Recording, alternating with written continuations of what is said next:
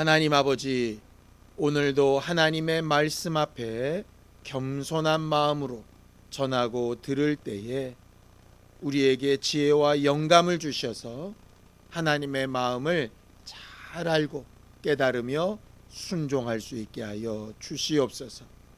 이번 한 주간 살아가는 동안에 하나님 앞에 모든 근심과 걱정이 해결되어져 가는 귀한 경험을 하는 시간들이 될 수 있게 하여 주시고, 하나님을 찾고 부르짖을 때에 응답받는 기쁨이 있게 하여 주시옵소서. 믿음으로 헌금한 손길들 위에 복을 주시고, 저들이 하나님 앞에 맡기는 일마다 가장 합당하고 옳은 것들로 역사하시고 후원하여 주시옵소서. 예수님의 이름으로 기도하였습니다. 아멘. 하나님의 말씀은 레위기 10장 8절에서 11절까지 말씀을 함께 합독하시겠습니다. 레위기 10장 8절에서 11절까지 말씀입니다. 함께 읽습니다. 시작. 여호와께서 아론에게 말씀하여 이르시되, 너와 내 자손들이 회막에 들어갈 때에는 포도주나 독주를 마시지 말라. 그리하여 너희 죽음을 면하라. 이는 너희 대대로 지킬 영영한 규례라. 그리하여야 너희가 거룩하고 속된 것을 분별하며 부정하고 정한 것을 분별하고, 또 나 여호와가 모세를 통하여 모든 규례를 이스라엘 자손에게 가르치리라. 아멘. 우리 하나님은 거룩하신 분이라고 스스로를 가르쳐 말씀하십니다. 그리고 내가 거룩한 것처럼 너희도 거룩해야 한다라고 말씀하시고, 그 일을 위해서 계속 가르치시고 인도하시는 분이 바로 하나님이시죠. 성경을 좀 보죠. 레위기 11장 45절입니다. 함께 읽습니다. 시작. 나는 너희의 하나님이 되려고 너희를 애굽 땅에서 인도하여 낸 여호와라. 내가 거룩하니 너희도 거룩할지어다 라고 이렇게 되어져 있죠. 우리에게 적용하면 나는 너희 하나님이 되려고 너희를 죄악에서, 병에서, 어려운 상황에서, 근심과 걱정에서, 두려움에서 건져낸 하나님이다. 내가 거룩한 것처럼 너희도 거룩했으면 좋겠다 라고 말씀하신 겁니다. 거룩이라고 하는 말 자체는 우리가 너무 잘 알고 있지요. 하나님의 편에 서다 라는 뜻도 있고 구별되어지다 라는 뜻도 있습니다. 거룩하다 라고 하는 말, 거룩한 삶이라고 하는 게 뭐냐면 하나님 편에 설 수 있도록 구별되어진 삶이라고 하는 뜻입니다. 구별되어진다라고 하는 거를 다른 걸로 바꾸면 분별력 있는 삶 이렇게 바꿀 수 있습니다. 구별을 한다라고 하는 게 그런 거잖아요. 좋은 거랑 나쁜 거, 비싼 거랑 싼 거, 뭐 이런 것들을 구별하는 거지 않습니까? 이 분별력이라고 하는 거죠. 우리가 살아갈 때 이 분별력은 굉장히 많이 필요합니다. 우리가 눈으로 보고 귀로 듣고 냄새 맡고 맛보고 또 만져보고 이런 여러 가지 감각들이 있죠. 그 감각들을 사용해서 우리는 뭘 하냐 하면 분별이라는 걸 합니다. 맛이 좋다 나쁘다, 색깔이 예쁘다 안 예쁘다, 이건 밝다 어둡다, 뭐 이런 것들을 구별하잖아요. 감각이 죽으면 구별이 잘 안 됩니다. 감각이 아주 세세하면 구별이 잘 되죠. 그래서 영감도 마찬가지입니다. 영감이 무디면 구별이 잘 안 됩니다. 영감이 있으면 구별이 잘 되죠. 이 구별하는 문제는 우리가 살아가는 동안에 뗄래야 뗄 수 없는 능력이에요. 우리가 물건을 하나 살 때도 굉장히 많은 경우를 다 살펴서 구별합니다. 그래서 내가 내는 돈에 합당한가? 라고 하는 걸 선택을 하죠. 여러분들 오늘 아침에 예배하러 오실 때 옷을 선택하시죠? 선택할 때도 분별력을 사용합니다. 뉴스로 들었는데 느껴지는 감각이 이게 좀 오늘은 지난주처럼 입고 가면 안 될 것 같아. 그래서 더 두껍고 따뜻한 옷을 이렇게 선택하잖아요. 그게 분별력이에요. 예배 끝나고 우리가 점심을 먹을 때에도 분별력을 사용할 겁니다. 그렇죠? 뭘 먹지? 뭐가 더 맛있지? 뭐가 더 내 몸에 유익하지? 어쨌든 우리에게는 이 분별력이라고 하는 게 살아가는 동안에 굉장히 중요한 부분이에요. 또 나 혼자 사는 것만의 문제가 아니라 함께 사는데도 마찬가지입니다. 뭔가 구별을 해요. 성년과 미성년을 구별합니다. 오늘 예배에 현장 예배에 참석할 수 있는 사람과 그렇지 않은 사람을 구별합니다. 그런 구별에는 뭐가 꼭 필요하냐? 기준이라고 하는 게 필요해요. 기준. 그래서 기준이 달라지면 선택도 달라지고 선택이 달라지게 되면 이제 분별력도 달라집니다. 예를 들면 이런 겁니다. 오늘까지는 예배 인원의 10%까지밖에 못 모입니다. 그런데 다음 주부터는 20%까지 모일 수 있습니다. 왜 그렇게 달라지느냐? 기준이 달라졌어요. 그 기준이 뭐죠? 일종의 법입니다. 법, 규칙. 법이랑 규칙이 달라지면 선택도 달라지는 거예요. 그래서 우리는 지금까지 법을 잘 배우자, 규칙을 잘 배우자, 그렇게 하면서 아주 성실하고 도덕적으로 살아왔습니다. 그런데 그렇게 살다 보니까 이런 질문이 드는 거예요. 과연 10%다, 20%다? 식당에 4명이다, 6명이다? 하는 기준이 왜 생긴 거지? 한 걸음 더 나아가면 도대체 그 기준이 맞기는 맞는 건가? 이런 거예요.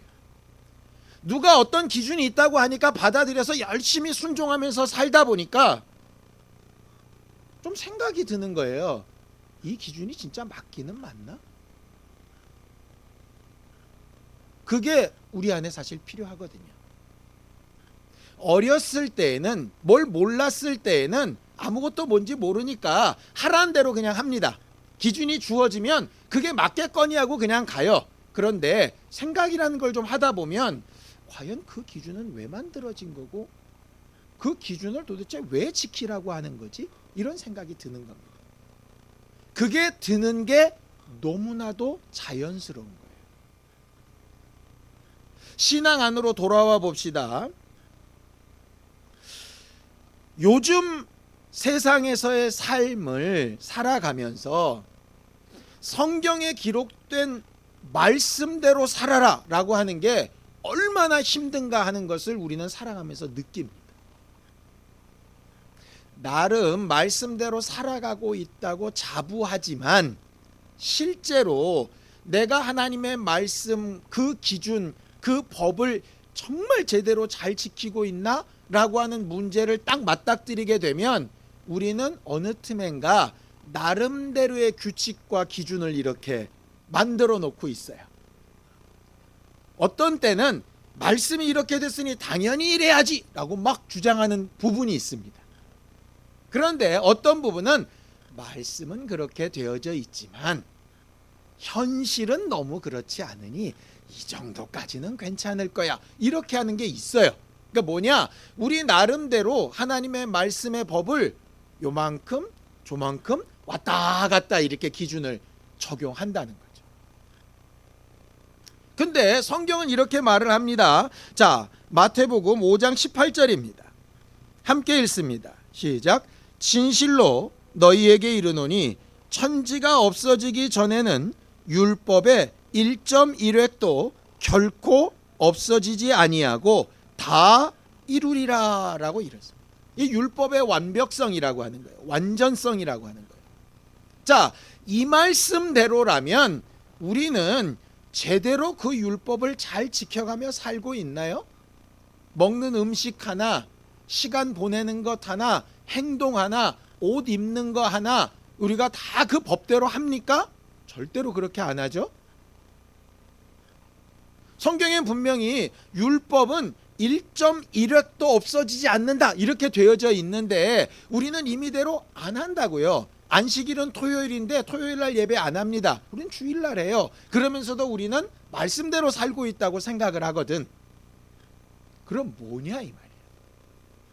음식을 먹고 싶은 대로 먹고 먹기 싫은 건 안 먹고 이러고 살면서 율법의 1.1획도 없어지지 않는다는 말을 스스럼없이 저도 얘기하고 여러분들도 얘기하거든요. 그렇죠. 그럼 말씀이 틀렸으면 말씀을 바꾸든지 아니면 내 행동을 바꾸든지 해야 될 텐데 말씀과 내 행동이 다름에도 불구하고 우리는 전혀 아무런 갈등을 느끼지 않으면서 그냥 살아간단 말이에요. 이걸 이제 어떻게 해석할 거냐. 나만 그렇게 사는 걸로 끝나는 게 아니라 나는 그렇게 자유롭게 살면서 그렇지 않은 사람들을 막 또 손가락질해요. 성경대로 안 산다고. 자, 이 모순을 어떻게 해결할 거냐. 그래서 중요한 게 뭐냐 하면 하나님이 만들어 놓으신 법, 또 사람이 만들어 놓은 법, 그 법 자체를 알고 지키는 거 굉장히 중요한 문제이지만 그것보다 한 단계 더 나가서 진짜 중요한 부분은 뭐냐면 그 법과 기준이 그럼 왜 만들어졌는가 라고 하는 걸 아는 게 참 중요합니다. 그래서 우리가 하나님의 마음을 알자, 하나님의 뜻을 알자 이렇게 하는 거예요. 법이 참 중요하지만 법보다 더 중요한 건 그 법이 만들어진 이유입니다. 도대체 왜 그런 기준을 정했던가라고 하는 거죠. 많은 사람들이 막 불만을 얘기합니다. 도대체 10시 이후에는 코로나 걸리고 10시 이전에는 안 걸리냐? 10시가 왜 기준이냐? 막 이렇게 얘기합니다. 그렇게 얘기하면 사실은 할 말이 없어요. 4명 모이면 안 걸리고 8명 모이면 걸리냐? 이렇게 얘기하면 할 말이 없어요. 그런데 그 법을 만든 이유는 분명히 존재하죠. 많이 모이고 늦게까지 모이는 사람들의 모든 성향이 어떤 식으로 흘러가기 때문에 선제적으로 막는다 이렇게 하는 거죠. 그러니까는 4명이냐 10시냐 라고 하는 거에는 큰 의미가 없을 수 있어요. 거기는 반대 의견이 있을 수 있어요. 그런데 그 기준이 만들어진 데에는 반대 의견이 있을 수 없잖아요. 결국 그 부분입니다. 결국 그 부분. 그래서 성경은 그에 유사한 내용들이 굉장히 많이 나와 있어요. 흔히 말씀을 적혀진 토시 하나까지 그대로 해야 된다. 이걸 이제 문자주의라고 합니다. 말씀을 그대로 해야 된다. 그게 나쁘다 틀렸다 이 얘기 아닙니다. 그렇게 하는 것이 옳습니다. 그런데 그렇게 할 수 없는 상황이 도래되었을 때 우리는 그럼 뭘 어떻게 해야 되는가라고 하는 생각을 좀 해보는 거죠. 예수께서 가장 핍박을 당하셨던 부분이 바로 이 부분이었습니다. 특별히 어떤 부분이냐? 안식일 부분이에요. 안식일. 자, 성경을 좀 보죠. 출애굽기 31장 14절입니다. 함께 읽습니다. 시작. 너희는 안식일을 지킬지니 이는 너희에게 거룩한 날이 됨이니라. 그날을 더럽히는 자는 모두 죽일지며 그날에 일하는 자는 모두 그 백성 중에서 그 생명이 끊어지리라. 안식일 지키지 않으면 다 망하고 죽는다. 이게 율법입니다. 그런데 예수가 어떻게 하셨느냐? 자, 요한복음 5장 18절입니다. 함께 읽습니다. 시작. 유대인들이 이로 말미암아 더욱 예수를 죽이고자 하니 이는 안식일을 범할 뿐만 아니라 하나님을 자기의 친아버지라 하여 자기를 하나님과 동등으로 삼으심이라. 이거 언제 나온 사건이냐면 예수께서 안식일날 병 고치신 사건 다음입니다. 안식일날 병든 자가 왔습니다. 예수께서 안식일날 하면 안 되는 병 고치는 이적을 일으키셨어요. 그랬더니 사람들이 이런 얘기를 하는 겁니다. 안식일 말고도 날이 많은데 안식일 말고 딴 날 고치지 왜 하필 안식일 날 고치냐 이렇게 얘기를 하는 거죠. 그럼 예수께서 이렇게 말씀하시는 겁니다. 하나님이 안식일 왜 지키라고 하셨냐? 출애굽기 아까 그 규정에 이렇게 되어 있습니다. 안식일을 지켜라. 그래서 뭐를 지켜라? 생명을 지켜라. 안식일을 어기면 생명이 끊어진다. 너 죽는다. 죽지 않기 위해서 안식일을 지켜라. 이렇게 되는 거예요. 여러분들 간혹 이런 경우 있지 않습니까? 신호대기 빨간불에 서 있는데 갑자기 뒤에서 요란한 차가 옵니다. 막 사이렌을 울리면서. 근데 빨간불에 확 지나가요. 그런데 경찰이 안 잡아요. 빨간불에는 지나가면 안 됩니다. 걸리면 벌점 먹고 범칙금을 내야 됩니다. 그런데 그 차는 안 해요. 왜? 빨간불에는 가지 마시오를 왜 만들었느냐? 그 약속을 지켜서 사고 내지 말고 죽지 말라고요. 그런데 앰뷸런스 차는 사람을 살리기 위해서 지금 빨리 가야 돼요. 그 규칙을 지키다가는 이 사람이 죽게 생겼어요. 그러니까 규칙을 지키는 이유는 생명을 살리기 위함이고, 생명 살리는 일이 먼저라면 규칙은 잠깐 접어질 수도 있다. 이거죠. 바로 이 부분이 중요한 문제입니다. 잠깐 접어질 수도 있다. 문자주의로 따지면 죽어도 안 되는 부분인데 의도로 따지면 가능한 부분. 이게 예수께서 하신 말씀이에요. 자, 그래서 이렇게 답변을 하시는 거예요. 자, 마가복음 2장 27절에서 28절입니다. 함께 읽죠. 시작. 또 이르시되 안식일이 사람을 위하여 있는 것이요 사람이 안식일을 위하여 있는 것이 아니니 이러므로 인자는 안식일에도 주인. 하나님이 만드신 법과 본래의 원칙이 충돌하면 뭐를 따라가야 된다? 본래의 원칙으로 따라가야 된다. 이게 하나님이 만드신 법칙이에요. 그래서 예수가 안식일 날 일반적인 사람들이 하지 않는 일을 하셨어도 하나님이 거기에 대해서 제한을 가하지 않으십니다. 오늘 이 분별력을 좀 이야기하려고 하는 겁니다. 하나님이 기뻐하시는 아름다운 삶을 살려면 우리는 어떻게 사는 게 좋을까? 가장 좋은 건 하나님이 말씀하신 그 모든 법칙이 내 생활에 아주 딱 맞아서 아무런 불편함이 없으면 그게 최고일 거예요. 그런데 이 세상이 그렇게 돌아가지 않는다고요. 법을 지키려니 뭔가 어렵고 힘든 일들이 굉장히 많이 생기는 거죠. 그럴 때 우리는 어떻게 해야 하는가?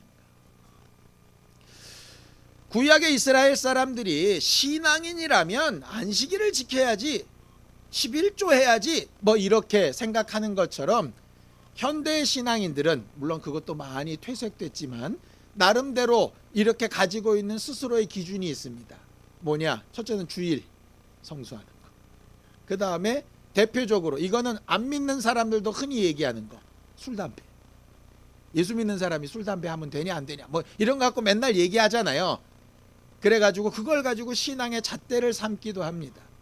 어떤 사람은 성경에 술 취하지 말라 그랬다. 어떤 사람은 술 취하지 말라 그랬죠. 언제 먹지 말라 그랬냐. 뭐 계속 싸웁니다. 그거 가지고.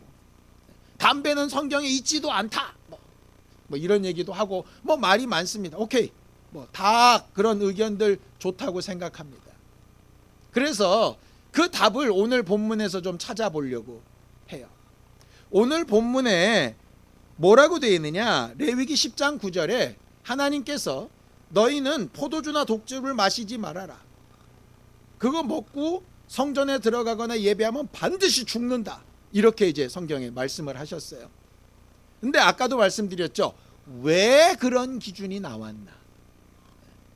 포도주나 독주를 먹는 것 자체가 무슨 굉장한 문제라면 포도주나 독주 자체를 못 만들게 하시면 되잖아요. 그런데 왜 그랬는가? 이유가 분명히 나와 있어요. 자, 레위기 10장 10절에서 11절입니다. 함께 읽습니다. 시작. 그리하여야 너희가 거룩하고 속된 것을 분별하며 부정하고 정한 것을 분별하고 또 나 여호와가 모세를 통하여 모든 규례를 이스라엘 자손에게 가르치리라 라고 이렇게 되어 있습니다. 왜 술 먹지 말라고 하셨느냐? 분별력이 떨어지니까 이겁니다. 헛되고 거룩한 것, 정하고 부정한 것, 옳고 그른 것을 제대로 구분하지 못하게 되니까. 왜 술 먹고 운전하지 말라 그러죠? 술 먹고 운전하면 반응 속도가 떨어지죠. 그래서 사고를 크게 내게 되고 자기뿐 아니라 남도 죽이게 됩니다. 그러니 음주운전하면 안 된다라고 법을 만드는 거죠. 이해가 되시죠? 자, 그럼 뒤집어서 생각해 볼까요? 나는 술 안 마셔. 나는 담배도 안 펴. 나는 주일도 성수해. 나는 11조도 드려. 나는 목사야. 그러는데 분별이 안 되네. 뭐가 옳은지 그른지, 뭐가 정한지 속한지 구별이 안 돼. 지 감정 마음 따라 막 살아. 그러면 그 사람은 어떻게 되는 겁니까? 법의 규정은 지켰는데 실질적인 원칙을 무너뜨린 거죠. 우리가 간혹 뉴스 보면 너무 화나는 거 있지 않습니까? 분명히 나쁜 짓을 했어요. 그런데 벌을 못 준대. 왜? 법이 없어서. 법 규정은 지킨 거예요. 법 규정. 법의 토씨는 지켰는데 한 짓은 분명히 나쁜 짓이야. 그런데 이걸 벌을 못 주는 거예요. 그러니까 법을 맨날 새로 만들죠. 그러니까 또 그 법을 피해서 법 원래 원칙은 어겨가면서 법 규정만 또 지키죠. 이렇게 되는 거예요. 왜 이 말씀을 드리느냐? 술 먹어도 됩니다. 담배 피워도 됩니다. 이 말을 지금 하려는 게 아니에요. 그것보다 훨씬 중요한 건 나는 지금 제대로 분별하면서 살고 있나 하는 문제예요. 하나님 앞에서 사람들 앞에서 나는 제대로 분별하고 있나? 분별만 하는 게 중요한 게 아닙니다. 분별한 다음에 뭐냐? 모세를 통하여 다른 사람을 통하여 가르친 하나님의 말씀, 하나님의 마음과 하나님의 생각을 전달하여 가르치는 거예요. 그걸 위해서 술 먹지 말라는 얘기거든요. 이게 얘기가 왜 나왔냐 하면 아론의 아들인 나답과 아비후라는 제사장이 하나님 앞에 제사를 드리러 가는데 큰 실수를 합니다. 하나님께서 정해놓으신 규칙이 있어요. 제사를 드릴 때는 내가 너희에게 준 향단의 그 불을 가져다가 제사를 드려라. 그리고 대표가 되는 그 담당이 되던 제사장이 혼자 들어가서 제사를 드려라. 이렇게 돼 있어요. 그런데 나답과 아비후가 두 가지를 어깁니다. 자, 성경을 보죠. 레위기 10장 1절에서 2절입니다. 함께 읽습니다. 시작. 아론의 아들 나답과 아비후가 각기 향로를 가져다가 여호와께서 명령하시지 아니하신 다른 불을 담아 여호와 앞에 분향하였더니 불이 여호와 앞에서 나와 그들을 삼킴에 그들이 여호와 앞에서 죽은지라. 다른 불을 가지고 들어갔고 둘이 각각 들어갔어요. 뭐냐? 서로 경쟁하듯이 너만 제사장이냐? 나도 제사장이다. 이렇게 된 거예요. 그래서 둘이 들어가서 각각 예배를 한 거예요.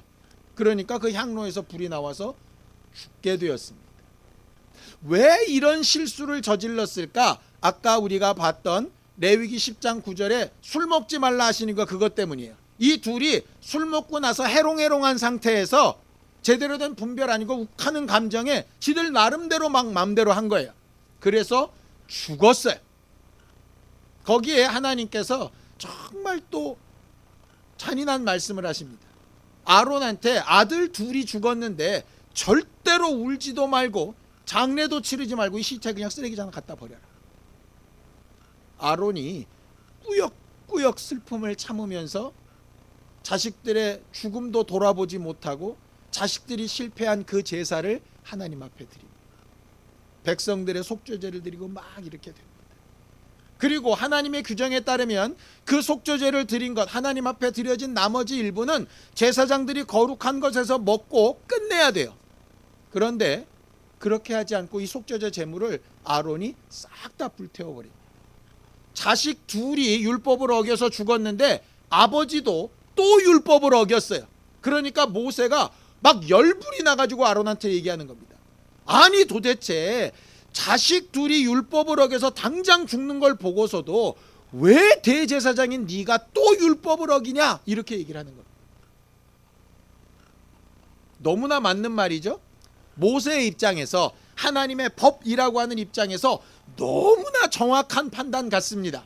그런데 아론이 이렇게 얘기를 하는 거예요. 레위기 10장 19절입니다. 함께 읽습니다. 시작. 아론이 모세에게 이르되 오늘 그들이 그 속죄제와 번제를 여호와께 드렸어도 이런 일이 내게 임하였거늘 오늘 내가 속죄제물을 먹었더라면 여호와께서 어찌 좋게 여겼으리. 이게 무슨 얘기냐면 이런 겁니다. 내가 내 아이들을 잘못 가르쳐서 하나님의 제사가 망가지고 내 아들이 죽었다. 다른 할 사람이 없기 때문에 내가 제사를 인도는 하였으나 제 자식도 제대로 가르치지 못한 제사장이 제사장임내 하고 남들은 먹지 못하는 거룩한 것을 내가 막 먹었으면 그게 하나님 앞에서 어떻게 아름답다고 할 수 있겠나. 그러니까 넋 빠진 상태에서 아무것도 모르고 그냥 막 저지른 일이 아니라 이걸 내가 법대로 먹어야 하나? 아니면 내가 이걸 먹을 만한 자격이 있나? 라고 하는 고민 가운데 뭘 선택했느냐? 내가 차라리 규정된 법칙은 어기더라도 하나님 앞에 겸손하게 회개하는 마음으로 이렇게 하는 게 더 옳겠다라고 판단한 거죠. 이 면에서 보면 우리가 쉽게 생각하면 모세가 하나님의 법대로 한 사람, 아론이 하나님의 법을 어긴 사람 이렇게 판단하기 쉽지만 정반대입니다. 모세는 자기 조카가 죽었고 죽은 조카 때문에 마음이 찢어질 것 같은 형의 마음은 아론 것도 없어요. 뭐만 있냐? 법만 있어. 법. 그게 하나님을 섬기는 예라고 착각한 거죠. 근데 아론은 찢어지는 마음과 하나님의 법을 성경시켜야 되는 사회에서 매우 많은 고민을 하다가 지난주 말씀처럼 회개를 선택하고 법에는 어긋나지만 올바른 걸 선택합니다. 그래서 아론은 죽지 않습니다. 문자주의 사람들이 보면 속상할 거예요. 아니 하나님 이상하시네. 나답과 아비후는 죽여놓고 왜 아론은 안 죽여요? 똑같이 어겼는데 이렇게 되는 거예요. 똑같은 얘기를 해볼까요? 왜 하나님 안식일 어기면 죽는다고 해놓고 예수는 안 죽이시는 겁니까? 왜 우상 앞에 무릎 꿇으면 다 죽인다고 해놓고 나아만 장군은 자기 왕을 부축해가지고 우상 앞에 무릎 꿇었는데 안 죽이시는 겁니까? 왜 진설병은 제사장만 먹으라 그랬는데 왜 다윗과 그 사람들이 진설병 먹을 수는 안 죽인 겁니까? 이런 사건들이 성경에 수두룩빽빽합니다. 이 말씀이 참 어려운 이유는 이 말씀을 잘못 받아들이면 규칙 상관없이 그냥 마음에 원하는 대로 해도 되나 보다 그런 얘기 아닙니다. 규칙을 지키는 게 옳은데 그 규칙보다 더 중요한 건 그 규칙을 만드신 이유와 그 마음이 훨씬 중요하다. 그러니까 이러라는 거예요. 제발 신앙생활하면서 말씀에 그렇게 돼 있어. 우리 목사님이 그랬어. 제발 그러지 말고 이게 과연 옳은가?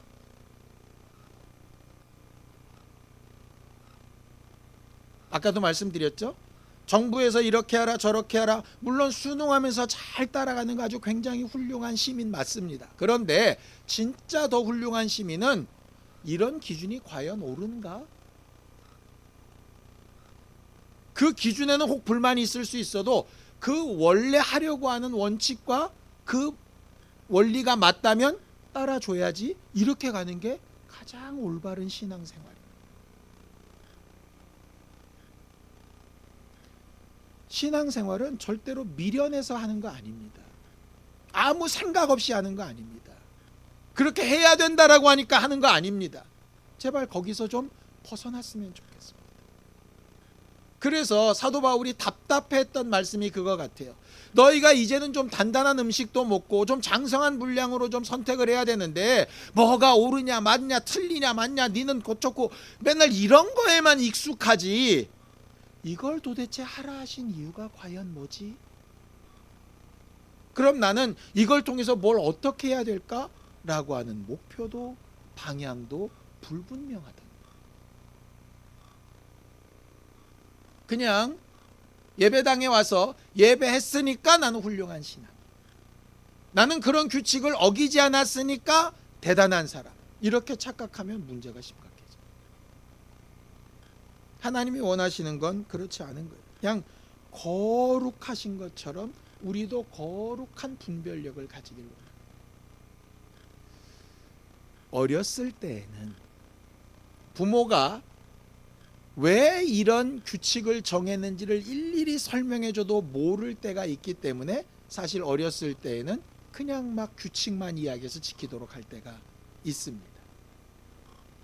신앙생활도 마찬가지예요. 처음 시작은 도대체 왜 그런지를 일일이 처음부터 다 설명하기 시작하려면 이게 도무지 이해가 안 되죠. 그래서 처음은 그냥 마치 구약 이스라엘 사람들에게 이유도 모르면서 이건 먹어, 이건 먹지 마 라고 이렇게 정해 주셨던 것처럼 그렇게 일방적인 규칙을 지켜가며 사는 것이 필요할 수도 있습니다. 그런데 20년 지나고 30년이 지났는데도 여전히 그렇다면 문제가 심각합니다. 우리가 왜 말씀을 서로 나눕시다, 읽읍시다, 문제도 좀 풀어봅시다, 생각을 해봅시다. 왜 하나님이 이렇게 말씀하셨을까요? 왜 그렇게 하지 말라 하셨고 왜 하라 하셨을까요? 이런 것들을 자꾸 질문하고 나누려고 하는 이유가 거기에 있습니다.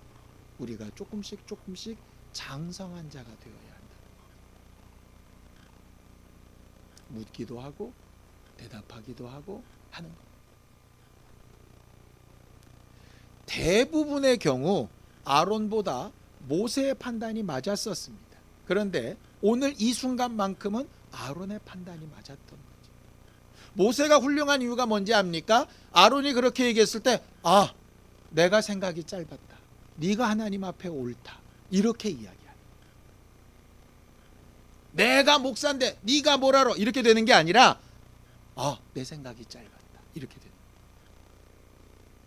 이렇게 될 수 있는 게 하나님이 원하시는 아름다운 신앙생활이에요. 아버지라고 어머니라고 자식들이 얘기할 때 내가 옳아 이렇게 될 수 없는 거 아닙니까? 생각해보니 내가 생각이 짧았다. 그런 것들을 계속 나누며 사는 게 하나님 보실 때 아름다운 삶. 왜 우리를 혼자 신앙생활하지 않게 하셨을까? 왜 예수를 보내시면서 예수 안에 성령도 보내주셨을까?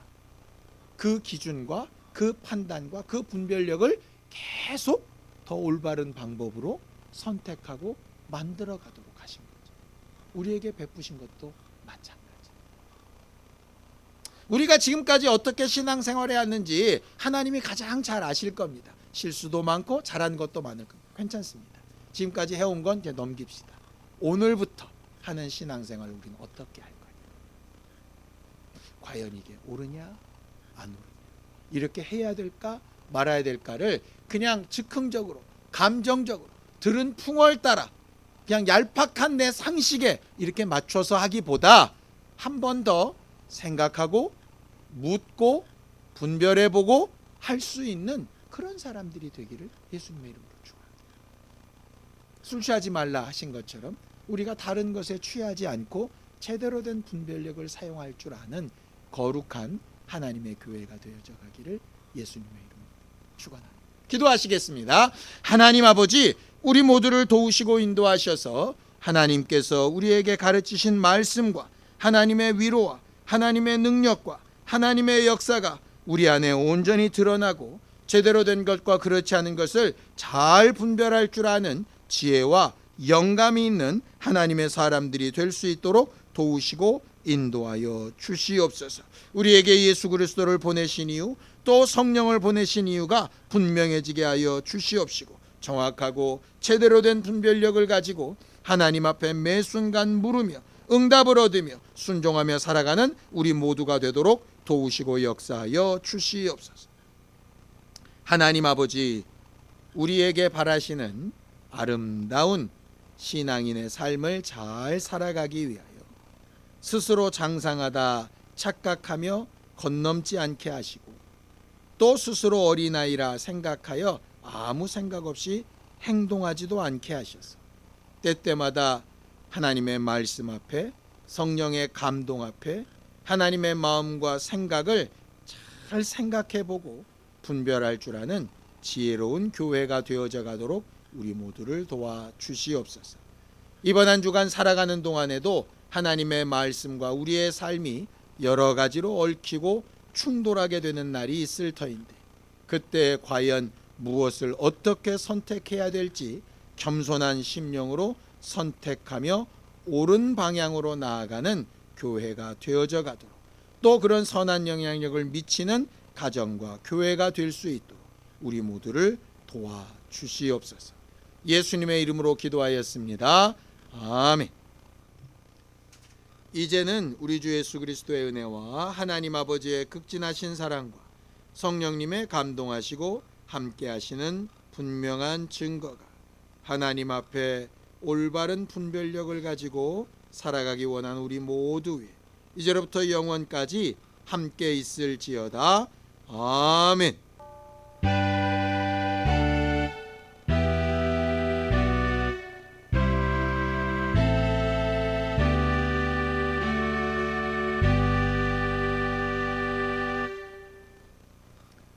이번 한 주간도 하나님 앞에 올바른 분별력을 잘 사용하고 거룩한 삶을 살기 위해서 늘 묻고 응답을 얻는 일에 익숙한 우리 모두가 되어져 가길 바랍니다.